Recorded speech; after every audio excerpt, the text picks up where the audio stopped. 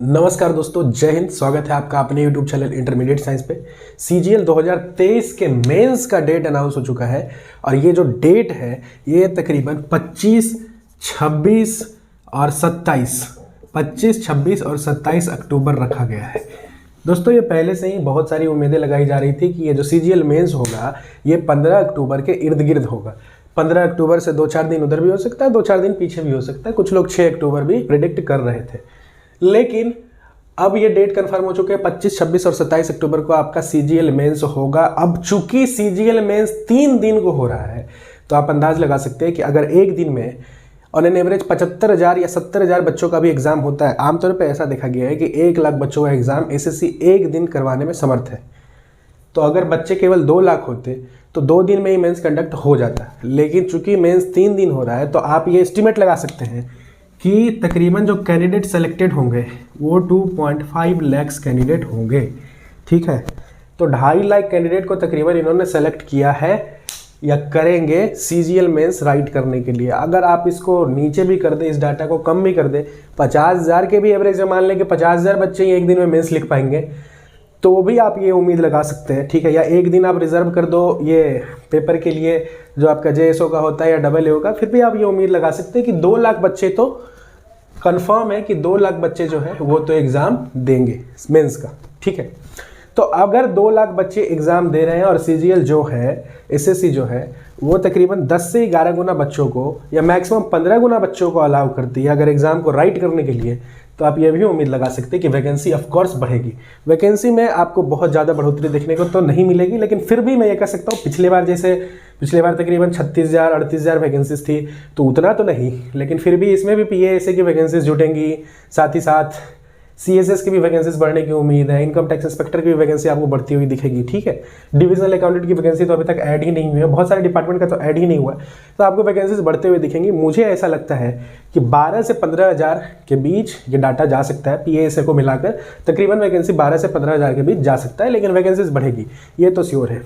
ऊपर से जो कट ऑफ को लेकर इतना बवाल हुआ है दोस्तों, वो भी आपको थोड़ा सा कट ऑफ कंट्रोल में मिलेगा, क्योंकि पहले ये उम्मीद लगाया जा रहा था कि मेंस एक दिन होगा। अब चूंकि मेंस एक दिन होगा, ठीक है, तो कैंडिडेट भी जो सेलेक्ट होंगे, वैकेंसी से अज्यूम किया जा रहा था कि 7500 वैकेंसी है। ठीक है, शुभम जैन सर ने भी जो आपको कट ऑफ बताया था 149, 150, ठीक है, यानी कि प्री के लिए तकरीबन आपको 150 मार्क्स लाने होंगे नॉर्मलाइज, वो इसी बेसिस पे बताया था कि वैकेंसीज नहीं बढ़ेंगी अगर 7500 ही रहेंगी, और अगर SSC 10 गुना बच्चों को ही सेलेक्ट करता है और मेंस एक ही दिन में देखने को मिलेगा, तो जाकर उन्होंने कट ऑफ 150 के अराउंड बताया था। लेकिन अब आप यहाँ पे पाओगे कि चूंकि जो कैंडिडेट सेलेक्ट हो रहे हैं वो 2 से 3 गुना ज़्यादा हो रहे हैं, मेंस 3 दिन में हो रहा है और वैकेंसीज भी बढ़ रही हैं। ठीक है, तो आपको कट ऑफ ऑब्वियसली थोड़ा सा कंट्रोल में देखने को मिलेगा।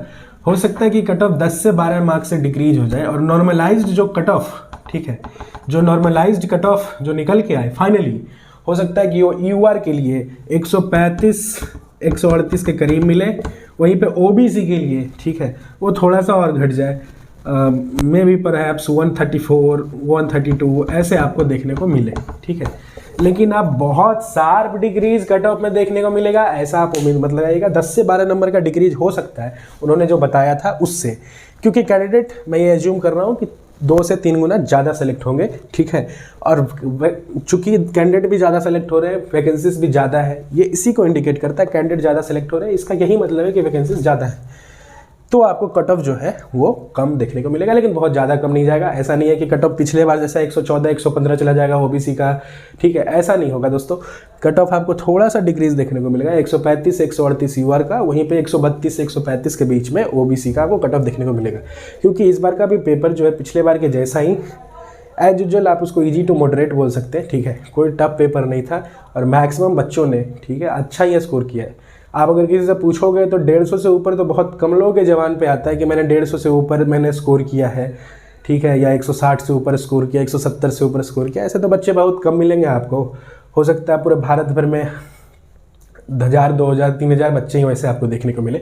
ठीक है, लेकिन 130 से 140 वाले रेंज में आपको लाखों बच्चे देखने को मिलेंगे। ठीक है, तो आप ये उम्मीद नहीं लगा सकते कि कट ऑफ 130 से नीचे चले जाए। ठीक है, आप ये उम्मीद नहीं लगा सकते, लेकिन हाँ, कट ऑफ 135 भी अगर आपका नॉर्मलाइज आ रहा है और 130 रॉ आ रहा है, ठीक है, 128 130 रॉ मानता हूँ मैं, 130-32 रॉ अगर आ रहा है तो नॉर्मलाइज होकर आपका वो कट ऑफ क्लियर हो जाएगा। तो एसएससी ने आपको एक गोल्डन अपॉर्चुनिटी दिया है वापस। सीजीएल 2022 में भी एक गोल्डन अपॉर्चुनिटी दिया गया था, क्योंकि जिनका मार्क्स प्री में कम आ रहा था उन्होंने भी, उसमें से भी बहुत सारे बच्चों ने अच्छी तैयारी करके मेंस को क्लियर किया था और बहुत अच्छे पोस्ट एग्जामिनर, एग्जीक्यूटिव असिस्टेंट जैसे बहुत अच्छे पोस्ट उन्होंने ग्रैब किए थे। तो इस बार भी अगर आपके प्री में मार्क्स कम आ रहे हैं या आपकी तैयारी थोड़ी सी कम थी प्री देते वक्त, तो अब आप बहुत अच्छे से, जो भी आपके पास टाइम है 2 से ढाई महीना, 2-2.5 महीना तो नहीं है लेकिन 2 महीना 1 सप्ताह, ठीक है, यानी कि 2.25 मंथ, जो भी आपके पास समय अभी बच रहा है, अगर आप इसमें बहुत अच्छे से अपने टाइम को अगर आप यूटिलाइज करते हो, बहुत अच्छी से अगर आप अपनी तैयारी करते हो, तो ऑब्वियस है कि आपका मेंस भी बहुत अच्छे से क्लियर होगा, ठीक है। और मेंस क्लियर होगा, आप एक अच्छे पोस्ट को भी अचीव कर पाएंगे, पोस्ट को ले पाएंगे, ठीक है, इसमें आपको कोई भी दिक्कत नहीं होगा। अगर आपको मैथ में किसी तरह का कोई प्रॉब्लम है, अगर आपको लगता है कि अगर आपका मैथ वीक है, ठीक है, तो मैं आपको एक चीज़ रिकमेंड करूँगा, आप आभास सैनी सर का, ठीक है, आप आभास सैनी सर का आप कोर्स परचेज कर सकते हैं। उनका एक ऐप है भर्बल मैथ्स बाय आभास सैनी, यूट्यूब चैनल का नाम भी है भर्बल मैथ्स बाय आभास सैनी।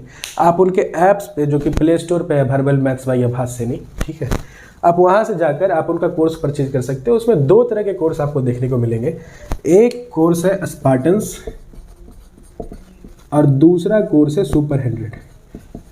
अगर आपको मैथ आता है, यानी आपने बेसिक्स पढ़ रखा है, आपने कहीं ऑफलाइन किसी टीचर से पढ़ा था या आपने ऑनलाइन किसी टीचर से पढ़ा था, आपको अच्छा खासा मैथ आता है, लेकिन आपको लगता है कि फिर भी आप स्कोर नहीं कर पा रहे हैं अच्छा, क्योंकि आपको लगता है कि मेरी तैयारी 100% नहीं है, मैं कुछ तो जानता हूँ, बाकियों से ज़्यादा ही जानता हूँ, या मैं मैथ सॉल्व कर लेता हूँ, लेकिन मेरा तैयारी 100% नहीं है, क्योंकि मैं एग्ज़ाम में जब टफ क्वेश्चंस को देखता हूँ तो मैं नहीं उसको क्रैक कर पाता या मेरे से सॉल्व नहीं हो पाता है, मेरे को लगता है कि मेरी तैयारी पूरी 100% नहीं है। इस तरह से अगर आपको लगता है कि आपको मैथ आता तो है लेकिन पूरा नहीं आता है, तो फिर आप सुपर 100 के साथ जाइए। आप ऑब्वियस है कि आप एक्सेल करेंगे। इसमें सारे के सारे वही बच्चे इन्होंने होते हैं जिनको मैथ आता है, जिन्होंने दूसरे जगह से मैथ पढ़ रखा है, लेकिन उनका कभी भी 100% कंप्लीट नहीं होता। तो आप सुपर 100 के साथ जाइए अगर आप इसमें से आते हैं तो। वहीं पे अगर आप ऐसे कैंडिडेट हैं जिनको मैथ नहीं आता, यानी जिन्होंने तैयारी शुरू ही की है, जिनको कुछ भी नहीं आता, जो मानते हैं कि वो बिल्कुल नूब है, नुबड़े हैं, वो स्पार्टन्स के साथ जाइए। इसमें आपको बहुत टाइम दे के चीज़ों को समझाया जाता है। वहीं पे सुपर 100 में आपको उस तरीके से प्रिपेयर ही किया जाता है कि आप एग्ज़ाम में फोड़ किया, ठीक है। तो ये आपको मैंने मैथ्स के लिए भी बता दिया और मैंने आपको ये भी बता दिया कि वैकेंसीज हल्की इंक्रीज होंगी, कट ऑफ डिक्रीज होगा। आपको तैयारी करने का एक गोल्डन अपॉर्चुनिटी एसएससी ने दिया है, आप इसे छोड़े मत। आप अच्छे से अपने समय का यूटिलाइज करें और एग्जाम में एक्सेल करें। आपको मेरी तरफ से ऑल द बेस्ट। मिलते हैं बहुत जल्द। जय हिंद, वंदे मातरम।